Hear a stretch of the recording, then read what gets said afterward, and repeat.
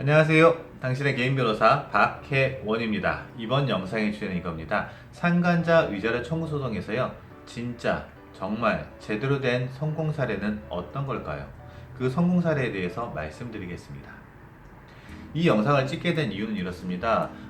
최근에 이제 어떤 구독자분께서요, 그 사건을 진행해가지고 결과 자체가 좋게 나왔습니다. 만족스럽게 나오신 다음에 저한테 그런 말씀 하셨어요. 변호사님 유튜브 영상에는 왜 성공 사례 같은 것들이 없습니까? 성공 사례를 좀 말씀하셔도 좋아요. 그렇게 말씀하시길래 제가 그랬습니다. 근데 다른 것들보다 영상을 보고 저를 많이 찾아오시는 분들이 계시는데 그분들의 케이스를 갖다가 제가 이겼다고 해서 제가 저 홍보를 위해 가지고 막 예를 들어 가지고 막 말씀드리는 것들이 혹시라도 그 구독자분들에게 신뢰가 되는 것은 아닐까 걱정됩니다 라고 말씀을 드렸더니 그 구독자분께서는요, 자기 케이스 정도는 해도 됩니다 라고 말씀하시고, 적당히 잘 각색하시면 되시잖아요 라고 말씀하시더라고요. 그래서 곰곰이 생각을 해보다가 성공 사례 부분들에 대해서 정말 좀 제대로 각색을 해가지고 저희가 보시는 다른 분들을 위해 가지고 좀 사용하는 것들은 좀 가능하지 않을까라고 생각을 하고 있습니다. 그래서 성공 사례들을 남겨보려고요. 다른 유튜브 훌륭하게 잘하고 계시는 변호사님이나 법무법인이나 범죄사무소 검색을 해가지고 성공 사례 어떻게 올리시나라고 봤는데요.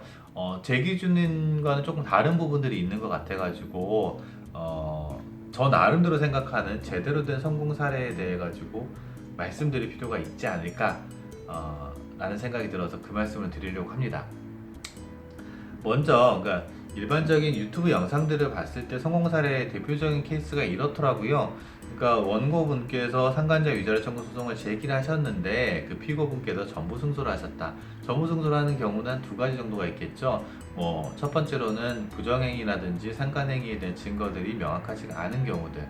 두 번째로는 피고가 원고의 그 혼인생활 원고 배우자의 혼인생활 중이거나 사실혼생활 유지 중임을 갖다가 인지하지 못했다는 증거가 있을 때, 이런 경우에 한해서 피고분이 다 승소를 하시겠죠. 저희 사무실에도 엊그저께도 유사한 사례들이 있어가지고 피고분께서 승소를 하셔가지고 엉엉 우시면서 저에게 전화하신 적이 있으십니다. 하지만 그분 사례들을 갖다가 제가 개인적으로 생각했을 때 성공 사례라고 말씀드리기가 좀 어렵습니다. 그 이유는 이렇습니다. 그분 지금 원고분께서요 항소하셔가지고요 지금 항소심 저희 사무실에 또 진행을 하고 있습니다. 이 영상을 아마 그분도 보고 계실 텐데요. 마음이 많이 무겁습니다. 저희가 비용 자체가 저렴하기 때문에 뭐 어떻게 더 할인을 해드릴 수도 없는 것들이고요. 가능하면 빠른 시간 안에 좋은 결과들을 가지고 그분을 다시 만나 뵙고 저희가 또 이겼습니다라는 말씀을 드리고 싶지만 염려가 되는 것들은 이분께서는 현재까지도 종결되지 않고 계속 되고 있기 때문에 일상생활하는 데 있어가지고 많은 어려움들이 있고 항상 두려움과 공포들이 있지 않을까라는 생각이 들어서요. 이런 경우에 이걸 성공 사례로 하기가 어렵지 않을까라고 생각을 합니다. 또 두 번째로는요, 원고분 입장에서 돈을 어마어마하게 많이 받는 경우죠. 그렇다고 해서 몇 억씩 받거나 이런 건 아닙니다. 그런데 이제 원고분들 입장에서는요, 한 두 가지 정도를 성공 사례로 볼 수가 있어요. 일반적인 기준에 봤을 때 첫 번째로는요, 원하시는 것만큼 제가 가이드를 드리는 그 금액을 한참 초과하는 금액을 갖다가 현실적으로 받았을 때 성공으로 볼 수도 있겠죠. 두 번째로는요, 이런 경우도 있습니다.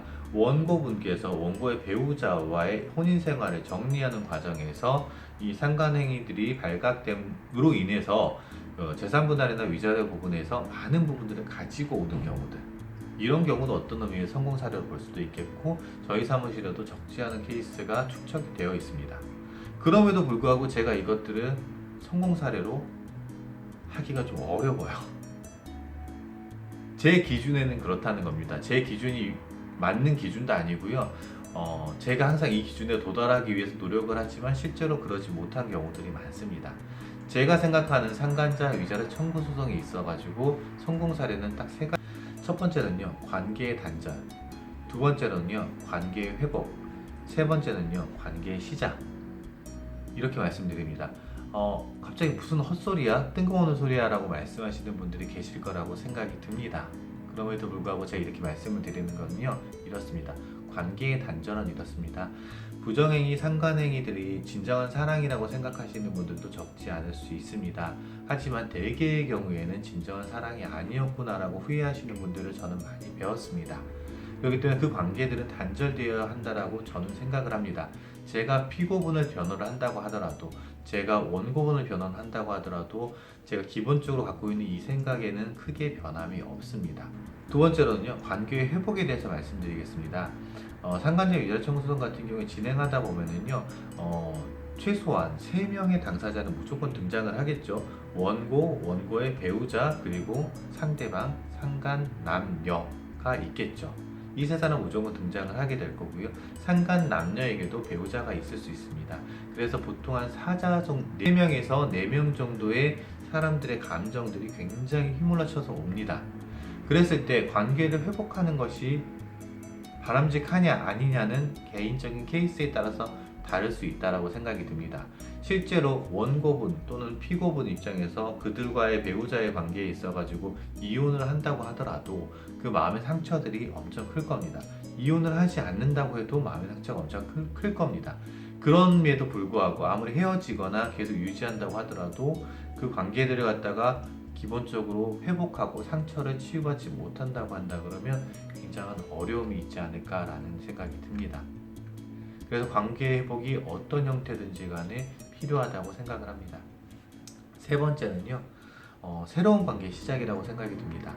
관계가 회복되기 위해 가지고 어느 정도 부분에 있어서는 없어져야 되거나 단절돼야 되는 부분도 있고 뜯어 고쳐져야 되는 부분도 있지만요, 그것이 관계가 없어지는 것으로 종결되는 것들이 아니라 새로운 관계의 시작으로 나아갈 수 있는, 그것이 새로운 사람을 만나는 것들을 의미하는 것일 수도 있고요. 아니면 기존에 있던 배우자분과의 관계의 회복들을 통해 가지고 새로운 관계가 시작되는 것들을 의미할 수도 있습니다. 그러면 이런 관계의 단절, 회복, 그리고 새로운 관계의 시작까지 나아가는 것들을 공통적으로 제가 말씀드리는 것들을 저는 이렇게 표현을 합니다. 일상으로의 회복을 도와드리고 싶다라는 것들이 제 바람이다.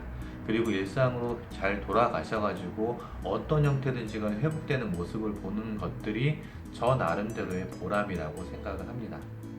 상간자 위자료 청구 소송 때 관련된 영상들을 많이 올리다 보니까요, 많은 분들께서 뭐 어떤 부분들에서는 좀 감정적으로 저한테 대응하시는 분들도 계시고 속상한 마음들, 울분들을 저한테 토로하시는 분들도 많습니다.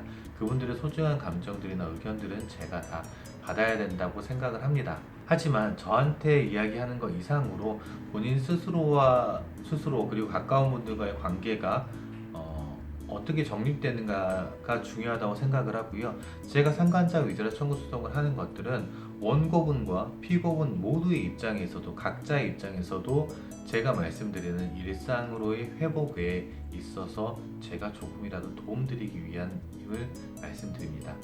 정리해서 말씀을 드리면요, 당신의 개인 변호사 박혜원 변호사가 생각하는 상간자 위자료 청구 소송에 있어서 가장 바람직한 제대로 된 성공은요, 이 영상을 시청하시는 모든 분들께서 관계를 끊어내시고 관계를 회복하셔가지고요, 새로운 관계를 시작하셔서 정말 편안하고 활기찬 일상으로 돌아가시는 것, 그것이 제가 생각하는 제대로 된 성공이라고 생각을 하고요.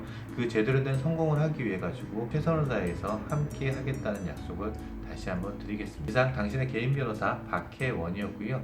저는 항상 당신 편입니다. 감사합니다.